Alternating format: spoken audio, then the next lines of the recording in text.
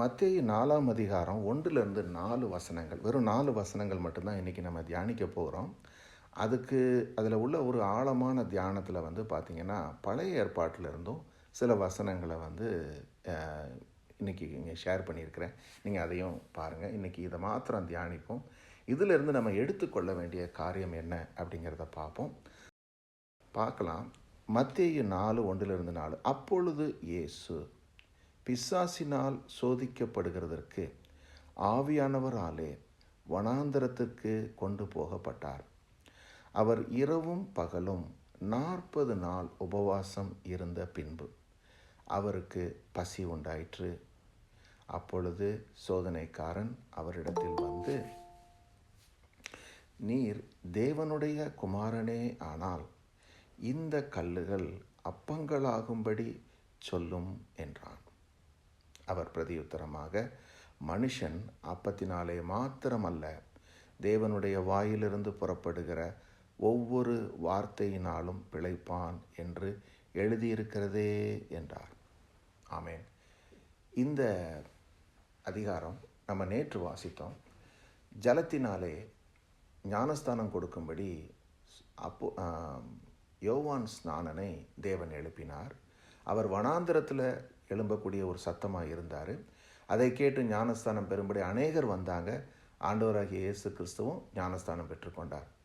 இப்போ ஞானஸ்தானம் பெற்றுக்கொண்டு அவர் கரையேறின உடனேயே வானம் அவருக்கு திறக்கப்பட்டது. பரிசுத்த ஆவியானவர் புறாவை போல ரூபம் கொண்டு அவர் மீது இறங்கினார் என்று வாசிக்கிறோம். அப்போ இந்த நேரத்தில் நம்ம என்ன புரிஞ்சுக்கொள்கிறோம்? ஆண்டவராகிய இயேசு கிறிஸ்துவுக்குள்ள பரிசுத்த ஆவியானவர் நிரந்தரமாக, இப்போ அவர் பிறந்ததே ஆவியானவரால் தான் பிறந்தார் என்று சொல்லி பார்க்கிறோம். அப்படி இருக்கும் பொழுது வேத வசனம் இதை சொல்ல வேண்டிய அவசியம் என்ன? ஆவியானவர் ரூபம் கொண்டு அவர் மீது நிரந்தரமாக தங்குகிறார் என்று சொல்ல வேண்டிய அவசியம் என்ன? நான் என்ன விசுவசிக்கிறேன்னா, இப்போது நீங்களும் நானும் பிசாசின் அதிகாரத்தை விட்டு தேவனுடைய அதிகாரத்திற்கு திருப்பப்பட்டோம். எப்பொழுது நம்ம ரட்சிப்பின் சுவிசேஷமாகிய சத்திய வசனத்தை கேட்டு விசுவாசிகள் ஆனோம், ஜலத்தினாலும் ஆவியினாலும் பிறந்தோம். அப்படி நம்ம பிறக்கும் பொழுது தான் இந்த பிசாசின் அதிகாரத்திலிருந்து தேவனுடைய அதிகாரத்திற்கு நம்ம திருப்பப்பட்டது மட்டுமல்ல, வாக்குத்தத்தம் பண்ணப்பட்ட பரிசுத்த ஆவியினாலே முத்திரை போடப்பட்டோம் என்று வாசிக்கிறோம். அப்போது பரிசுத்த ஆவியானவர் நம் மீது முத்திரை போடப்படுகிறார் என்பதை இந்த வார்த்தைகள் ஞாபகப்படுத்துகிறது. எந்த வார்த்தைகள்? ஆண்டவராகிய இயேசு கிறிஸ்துவின் மீது புறாவாக வடிவம் கொண்டு ஆவியானவர் இறங்கி வந்த காரியம். இப்போ இயேசு கிறிஸ்துவுக்குள்ளே வாசமாக இருக்கிற ஆவியானவர் என்ன செய்கிறாரு? அவரை சோதிக்கப்படுவதற்காக, பிசாசினால் சோதிக்கப்படுவதற்காக வனாந்திரத்திற்கு கொண்டு செல்கிறார். அங்கே போன இடத்துல இரவும் பகலும் 40 நாள் ஆண்டவராகிய இயேசப்பா உபவாசம் பண்ணுறாரு. அப்போது இதற்கான நோக்கம் என்ன? இந்த கேள்வி வருது. இயேசு கிறிஸ்து ஆண்டவர் ஏன் சோதிக்கப்பட வேண்டும்?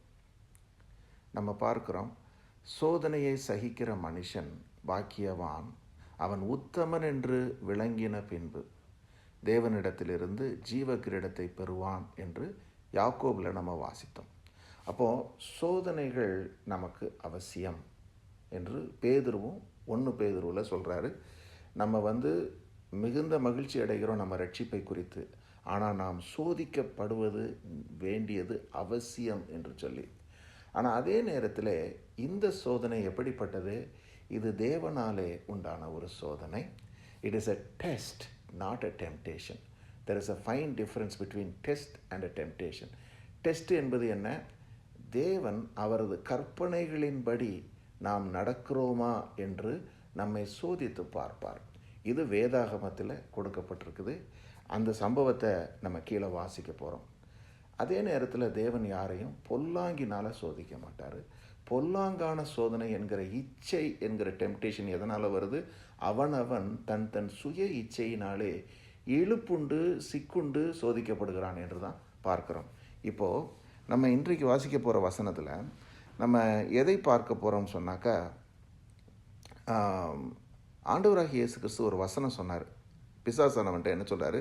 பிசாஸ்கிட்ட சொல்கிறாரு, சோதனைக்காரன்ட்ட, மனுஷன் அப்பத்தினாலே மாத்திரமல்ல, தேவனுடைய வாயிலிருந்து புறப்படுகிற ஒவ்வொரு வார்த்தையினாலும் பிழைப்பான் என்று எழுதியிருக்கிறது என்று சொன்னார். இப்போது இந்த சோதனையை முதல்ல என்னன்னு நம்ம தெரிஞ்சு கொள்வோம். ஆண்டவர் 40 நாள் உபவாசம் பண்ணுறாரு இல்லைங்களா? இந்த 40 நாளும் அவர் எதுவும் புசிக்கவில்லை. 40 நாள் அவருக்கு பசி உண்டாகவும் இல்லை. அவர் உபவாசத்தை முடித்த பிறகு 40வது நாள் தான் அவருக்கு பசி உண்டாயிட்டுன்னு போட்டிருக்கு. இல்லை, தெளிவாக நீங்கள் வாசித்து பார்த்தீங்கன்னா தெரியும். அவர் எவ்ரிடே பசியாக இருக்கலை. 40 நாள் பிறகு அப்படி அவருக்கு பசி உண்டாகும் பொழுது தான் என்ன சொல்கிறான், சோதனைக்காரன் சொல்கிறான், நீர் தேவனுடைய குமாரனானால் இந்த கல்லுகள் அப்பங்கள் ஆகும்படி சொல்லும். அப்போது என்ன சொல்கிறான், நீங்கள் தேவனுடைய குமாரன் தானே, ஏன் நீங்கள் இந்த கல்லை அப்பமாக மாற்றக்கூடாதுன்னு சோதனைக்காரன் கேட்குறான், பிசாசு கேட்குறான். அப்போ பாருங்கள், ஆண்டவராகிய இயேசு கிறிஸ்து அவர் தேவன், கர்த்தர், தேவகுமாரன் என்பதை அவன் தெரிந்து கொண்டான். இதையும் நம்ம அப்போஸ்தலர் அதிகாரத்தில் வாசிக்கிறோம். அப்போஸ்தலர் 14ஆம் அதிகாரத்தில் பிசாசு சொல்லுது, எனக்கு இயேசுவை தெரியும், பவுலையும் தெரியும், நீங்கள் யார் என்று சொல்லி த சன்ஸ் ஆஃப் ஸ்கேவாட்டை அது கேட்குது. அப்போது தேவகுமாரனை சத்துரு அறிந்திருக்கிறான். அதே மாதிரி தான் உங்களுக்கும் எனக்கும், நீங்களும் நானும், we are a children of God என்பதை சாத்தானுக்கு நல்லா தெரியும். when we walk in places, there are, a devil is operating through other people. when they see, they will understand that we are the children of God. So இந்த இடத்துல அவன் ஒரு சோதனை வைக்கிறான். என்ன சோதனை சொல்கிறான், இந்த கல்லை அப்பமாக மாற்றி சாப்பிடுங்க, ஏன்னா உங்களுக்கு பசி இருக்குல்ல, நீங்கள் சாப்பிடுங்க என்று சொல்லி நல்லவன் போல சொல்கிறான். சாத்தான் என்றைக்குமே நல்லதை சொல்லுவதில்லை. இந்த இடத்துல ஆண்டவர் சொன்ன வார்த்தை என்ன, மனுஷன் அப்பத்தினாலே மாத்திரமல்ல, தேவனுடைய வாயிலிருந்து புறப்படுகிற ஒவ்வொரு வார்த்தையினாலும் பிழைப்பான் என்று எழுதியிருக்கிறதே என்று சொன்னார். ஸோ ஆண்டவர் குறிப்பிட்டு சொன்ன எழுதி இருக்கிற வசனம் என்ன என்பதை உபாகமத்தில் வாசிக்கிறோம். உபாகமம் 8ஆம் அதிகாரம், அதில் 1-7. இந்த வசனத்தை வாசிக்கும்போது இதனுடைய கான்டெக்ஸ்ட்டும் நமக்கு தெரிய வரும். என்னென்னா, இஸ்ரவேல் புத்திரரை கர்த்தர் 40 வருடம் வனாந்திரத்தில் அழைத்து கொண்டு வரும் பொழுது நடந்த சம்பவம். கர்த்தர் சொல்கிறாரு, நீங்கள் பிழைத்து பெருகி கர்த்தர் உங்கள் பிதாக்களுக்கு ஆணையிட்டு கொடுத்த தேசத்திலே பிரவேசித்து அதை சுதந்தரிக்கும்படி நான் இன்று உங்களுக்கு விதிக்கிற எல்லா கட்டளைகளின்படியையும் செய்ய சாவதானமாய் இருப்பீர்களாக. உன் தேவனாகிய கர்த்தர் உன்னை சிறுமைப்படுத்தும்படிக்கும் தம்முடைய கட்டளைகளை நீ கைக்கொள்ளுவாயோ கைக்கொள்ள மாட்டாயோ என்று அவர் உன்னை சோதித்து உன் இருதயத்தில் உள்ளதை நீ அறியும்படிக்கு உன்னை இந்த 40 வருஷ அளவும் வனாந்திரத்திலே நடத்தி வந்த எல்லா வழியையும் நினைப்பாயாக. அவர் உன்னை சிறுமைப்படுத்தி உன்னை பசியினால் வருத்தி, மனுஷன் அப்பத்தினால் மாத்திரமல்ல, கர்த்தருடைய வாயிலிருந்து புறப்படுகிற ஒவ்வொரு வார்த்தையினாலும் பிழைப்பான் என்பதை உனக்கு உணர்த்தும்படிக்கு என்று சொல்கிறாங்க. இப்போது கான்டெக்ஸ்ட் என்ன, நடந்து போகிறாங்க வனாந்திரத்தின் வழியில் இஸ்ரவேல் மக்கள். இந்த மக்கள் இதுவரைக்கும் எகிப்தில் இருந்த வரைக்கும் தேவனுடைய கரத்தை காணவும் இல்லை, அவர்கள் தேவனை பற்றி அறியவும் இல்லை. ஆனால் மோசே தேவனை பற்றி சொல்லி அவர்களை அழைத்து கொண்டு வந்த பொழுது வனாந்திர பாதையில் அவங்க நடந்து வர்றாங்க. வருகிற வழியில் கர்த்தர் அவர்களுக்கு நியாயப்பிரமாணத்தை கொடுத்தார். அந்த நியாயப்பிரமாணத்தில் கர்த்தர் கொடுத்த கற்பனை என்ன, உன் தேவனாகிய கர்த்தரிடத்தில் தான் நீ முழு இருதயத்தோடும் ஆன்மாவோடும் முழு மனதோடும் பலத்தோடும் அன்பு கூறணும், அயலான இடத்திலும் அன்பு கூற வேண்டும். இந்த கட்டளைகளை 10 கட்டளைகளாக அவர் கொடுக்கிறாரு. இப்போ இந்த கட்டளைகளுக்கு அவங்க கீழ்ப்படிவாங்களா என்பதை பார்க்கும்போது இப்போது அவர் எதை நிமித்தம் அவங்கள சோதிக்கிறாருன்னா, எந்த அளவுக்கு அவங்க தேவனிடத்தில் அன்பு கூறுறாங்க, எந்த அளவுக்கு தேவனை அவங்க நம்புகிறாங்க அப்படிங்கிறத தான் இங்கே சோதனை பண்ணுறாரு. காரணம் என்ன, அழைச்சி கொண்டு போகிறது கர்த்தர், வாக்குத்தத்தம் பண்ணதும் அவர் தான். ஆனால் போகிற வழியில் 40 வருஷம் டைம் இன்டர்வல் இருக்குது. அந்த டைம் இன்டர்வலில் எவ்வளவு நீட்ஸ் இருக்கும், சாப்பிட்றதுக்கு சாப்பாடு பேசிக் நீடு. அந்த பேசிக் நீடை வைத்து கர்த்தர் அவங்கள சோதிக்கிறார். என்னென்னா, போகும்போது முதல்ல எனிமியெல்லாம் வின் பண்ணிவிட்டு அந்த கடலில் இருந்து பிரிந்த பிறகு அவங்க நடந்து போகிறாங்க வெட்டாந்தரையில். அதிலிருந்தெல்லாம் காப்பாற்றிட்டாரு. இப்போ உயிர் பிழைச்சாச்சு, சத்துருகிட்டேருந்து காப்பாற்றிட்டார். இப்போ அடுத்த ஸ்டெப்பு வருது. என்ன? தண்ணி இல்லை. அங்கே தண்ணி கொடுக்குறாரு. தண்ணி குடித்த பிறகு கொஞ்சம் தூரம் நடந்து போகிறாங்க. நடந்து போன பிறகு பசி உண்டாகுது. பசி உண்டான உடனேயே கர்த்தர் பார்க்குறாரு அவங்க என்ன செய்கிறாங்க. ஆனால் ஒரு விஷயம், கர்த்தருக்கு தெரியும் நமக்குள்ளே என்ன இருக்குதுன்னு. நம்ம நார்மல் கண்டிஷனில் லைஃப் நல்ல சந்தோஷமாக போகும்போது, நல்ல சாப்பாடு இருக்கும்போது, எல்லாம் இருக்கும்போது கர்த்தருக்கு ஸ்தோத்திரம் அப்படின்னு சொல்லுவோம். ஆனால் ஷார்ட்டேஜ்னு வரும்போது, லைஃப்பில் ப்ராப்ளம்ஸ்னு வரும்போது நம்ம அதே மாதிரி சொல்கிறோமா என்பதை கர்த்தர் அறிந்திருக்கிறாரு. ஆனால் நம்ம அறிந்து கொள்ளணும்னு கர்த்தர் விரும்புகிறார். நம்ம இருதயத்தில் என்ன இருக்குன்னு நமக்கு காண்பிக்கிறார். அதான் போட்டிருக்கு பாருங்கள், உன் இருதயத்தில் இருக்கிறதை நீ அறியும்படிக்கு. ஏன்னா நம்ம எல்லாருக்குள்ளேயும் நம்ம சர்டன் கைண்ட் ஆஃப் டிசெப்டிவ் அந்த ஹார்ட் இருக்குங்கிறத நம்ம மறந்துடுறோம். we all forget that we have a deceptive heart. இது என்ன செய்யுது? நல்ல நாட்களில் மனமகிழ்ச்சியில் திருப்தியில் இருக்கும்போது we praise God. But when we come to a stage where we are being compressed, when we are put on a difficult time, is when we reject God. Either we reject God nor we think that I have to solve this problem. God is not going to do anything என்பதான ஒரு feeling வந்து விடுகிறது. இதைத்தான் இஸ்ரவேல் மக்களுக்கு காண்பித்து கொடுக்குறாரு. அப்போது இந்த அப்பத்தை அவர் முதல்ல கொடுக்கல. அவங்க எல்லாரும் என்ன பண்ணாங்க? முறுமுறுக்க ஆரம்பித்தாங்க. அந்த சம்பவம் கீழே எழுதியிருக்கு பாருங்கள். அதையும் யாத்ராகமம் 16ஆம் அதிகாரத்தில் 2-4 வரைக்கும் உள்ள வசனங்கள் பாருங்கள். அந்த வனாந்திரத்திலே இஸ்ரவேல் புத்திரராகிய சபையார் எல்லோரும் மோசேக்கும் ஆரோனுக்கும் விரோதமாக முறுமுறுத்து, நாங்கள் இறைச்சி பாத்திரங்கள் அண்டையில் உட்கார்ந்து அப்பத்தை திருப்தியாக சாப்பிட்ட எகிப்து தேசத்திலே கர்த்தர் கையால் செத்து போனோமானால் தாவிலை, இந்த கூட்டம் முழுவதையும் பட்டினியால் கொல்லும்படி நீங்கள் எங்களை புறப்பட பண்ணி இந்த வனாந்திரத்திலே அழைத்து வந்தீர்களே என்று அவர்களிடத்தில் சொன்னார்கள். அப்பொழுது கர்த்தர் மோசேயை நோக்கி, நான் உங்களுக்கு வானத்திலிருந்து அப்பத்தை வருஷிக்க பண்ணுவேன். ஜனங்கள் போய் ஒவ்வொரு நாளுக்கும் வேண்டியதை ஒவ்வொரு நாளிலும் சேர்த்து கொள்ள வேண்டும். இப்போது என்ன நடக்குது? ஜனங்களுக்கு அப்பம் இல்லாமல் போன உடனேயே அவங்க என்ன செஞ்சாங்க பாருங்கள். ஆரோனுக்கும் மோசேக்கும் விரோதமாக முறுமுறுத்தார்கள். இதை வாசிக்கும் போதெல்லாம் நம்ம சொல்லுவோம், என்ன அவங்க ஒரு தடவை சாப்பாடு கொடுக்கலன்னு உடனே டப்புன்னு முறுமுறுத்துட்டாங்களே அப்படின்னு சொல்லி. ஆனால் நம்மளும் இதைத்தான் செய்வோம். ஸோ அதனால தான் ஆண்டவர் இதை திருஷ்டாந்தமாக நமக்கு எழுதி வைத்திருக்கிறார். காரணம் என்ன? when we go through difficulties in life, when we go through struggles, when we go through unexpected situations, போகும்போது நம்ம வாய் என்ன சொல்லுதுன்னு பார்த்தோம்னா, we will grumble and we will say words that என்ன பண்ணுறது, எல்லாம் இருந்தும் இது இல்லாமல் போச்சுன்னு சொல்லக்கூடிய ஒரு முறுமுறுப்பு நமக்கு வந்து விடுகிறது. ஆனால் கர்த்தர் அதுக்கு பதிலாக என்ன சொல்லணும்னு விரும்புகிறாரு? நீ என்னை நம்பு. உன்னுடைய ஆபத்தின் வேளையிலும் உன்னுடைய கஷ்ட காலத்திலையும் என்ன செய்ய? உன் சிருஷ்டி கர்த்தரை நீ நினை. ஜெபத்தினாலும் விண்ணப்பத்தினாலும் நீ அதை பெற்றுக்கொள் என்பது தான். இவங்க அதை முதல்ல செய்யலை. ஆனால் கூட கர்த்தரே என்ன சொல்கிறாரு? நான் அப்பத்தை வருஷிக்க பண்ணுவேன் என்று கொடுக்குறார். ஸோ இப்போ என்ன நடக்குதுன்னா, முதல் முறை தப்பு பண்ணிட்டாங்க, அப்பம் இல்லைன்னு முறுமுறுத்துட்டாங்க. ஆனால் அப்பத்தை டெய்லி நான் கொடுப்பேன் என்று சொல்லி அதுக்கு சொல்யூஷனை கொடுத்துட்டாரு. சொல்யூஷனை கொடுத்த பிறகு ஒரு கண்டிஷனையும் வைக்கிறாரு. என்ன தெரியுமா? அப்பம் கிடச்சிருச்சு, இனிமேல் ஒரு கண்டிஷன். டெய்லி இந்த அப்பம் காலையில் விழும்போது அன்னைக்கு என்ன தேவையோ அதை மாத்திரம்தான் அவன் எடுத்து கொண்டு வைக்கணும். அதுக்கு மேலே எக்ஸ்ட்ரா எடுக்கக்கூடாது. இன்றைக்கி கொடுத்துருக்குறேன், இன்றைக்கி கிடச்சிருச்சு அப்பம், ஒருவேளை நாளைக்கு கிடைக்காதோ, நாளைக்கு ஆண்டவர் கொடுக்க மாட்டாரோ அப்படின்னு பயந்து போய் எக்ஸ்ட்ராவாக கொஞ்சம் எடுத்து வச்சுக்கிறேன்னு சொல்லி எவனாவது எடுக்கிறானா அப்படின்னு நான் பார்ப்பேன்னு ஆண்டவர் சொல்கிறாரு. பாருங்கள், அதே மாதிரி என்ன நடக்குது?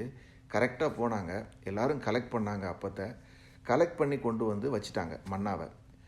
வச்சதில் ஒரு சில பேர் என்ன பண்ணிட்டாங்க, எக்ஸ்ட்ராவாக எடுத்து கொண்டு வந்து வச்சாங்க. வச்சப்போ என்னாச்சு, அடுத்த நாள் அது அழுகி நாறி போயிடுச்சு. அப்போது கர்த்தர் அவங்க மீது கோபம் கொண்டாருன்னு சொல்லி பார்க்குறோம். அப்போ சொல்கிறாரு, எத்தனை நாளைக்கு நீங்கள் நியாயப்பிரமாணத்தை ஃபாலோ பண்ணாமல் இருப்பீங்கன்னு நான் பார்ப்பேன் அப்படின்னு சொல்கிறார்.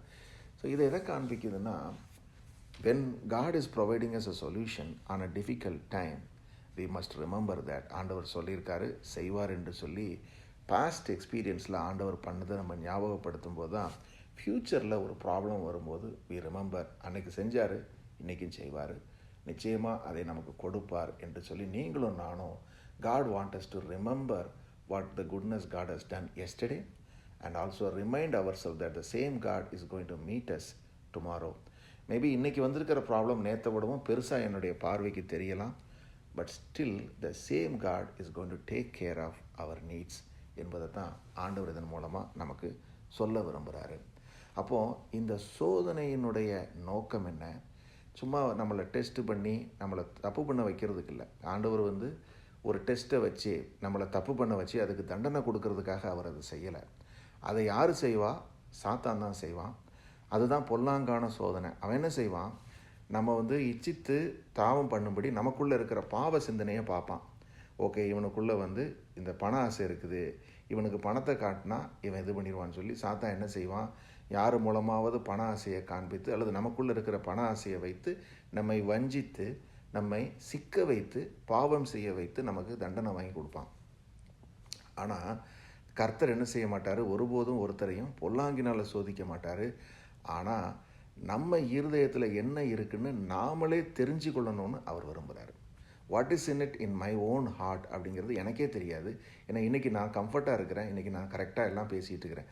ஆனால் நாளைக்கு டிஃபிகல்ட்டி வரும்போது இந்த வாய் எப்படி பேசும் என்பதை நான் அறிந்து கொள்வதற்காகத்தான் கர்த்தர் என்ன செய்கிறாரு, God allows difficult times, hardships in our life அப்படிங்கிறத இந்த வார்த்தைகளை அறிந்து கொள்கிறோம். அதனால தான் ஆண்டவராகிய இயேசு கிறிஸ்து 40 நாட்கள் அவர் வனாந்திரத்துக்கு போனார். இப்போது இஸ்ரவேலில் பார்த்திங்கன்னா 40 வருஷம் வனாந்திரத்தில் இருந்தாங்க. 40 வருஷமும் அவங்க கீழ்ப்படிதலை கற்றுக்கொள்ளவே இல்லை. இதே சோதனைக்குள்ளே தான் அவங்களும் போனாங்க. என்ன நடந்தது, இந்த 40 இயர்ஸும் ஃபுட் இல்லாமல் ஷார்ட்டேஜ் வரும், தண்ணி இல்லாமல் ஷார்ட்டேஜ் வரும், அப்படி இல்லைன்னா பாய்சனஸ் ஸ்னேக்ஸ் வரும், அல்லது இச்சையான சோதனை, இதெல்லாம் வரும்போதெல்லாம் சாத்தான் அவங்கள ஏதாவது பண்ணி ட்ரை பண்ணுவான் அவங்கள கவிழ்க்கிறதுக்கு. இந்த டைமில் எல்லாம் கர்த்தர் ஒவ்வொரு முறையும் அவங்கள ரட்சித்து அவங்கள எடிஃபை பண்ணி நடத்தி கொண்டே வருவார், சொல்லி கொடுப்பார். மறுபடியும் இதுதான் நியாயப்பிரமாணத்தில் இருக்குது, இதை ஃபாலோ பண்ணுங்கள், உங்களுக்கு ஒன்றும் வராதுன்னு சொல்லி ஒவ்வொரு முறையும் சொல்லி கொடுத்துட்டே வருவார். ஒரு தகப்பன் தோளில் வச்சு சுமக்கிற மாதிரி 40 வருஷம் சுமக்கிறார். அதான் சொல்கிறாரு பாருங்களேன், இந்த வசனத்தில் அழகாக போட்டிருக்கோம். உபாகமத்தில்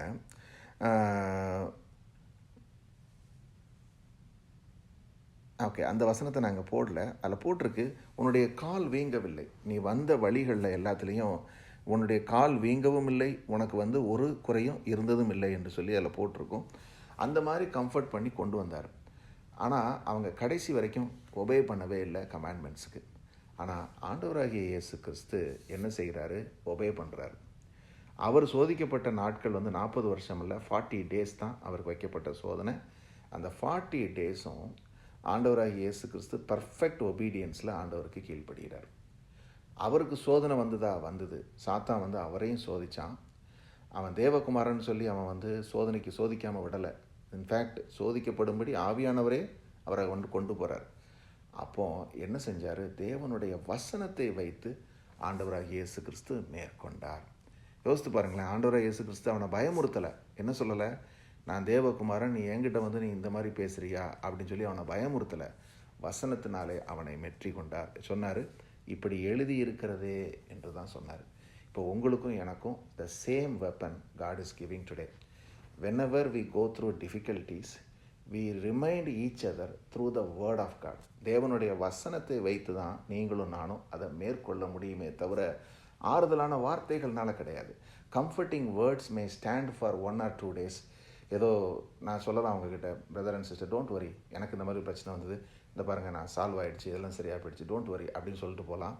சொல்லி முடிச்சுட்டு நான் போன பிறகு உங்களுக்கு கொஞ்சம் தூரம் தள்ளி போன உடனே மறுபடியும் அந்த திங்ஸ் வில் கம் பேக்.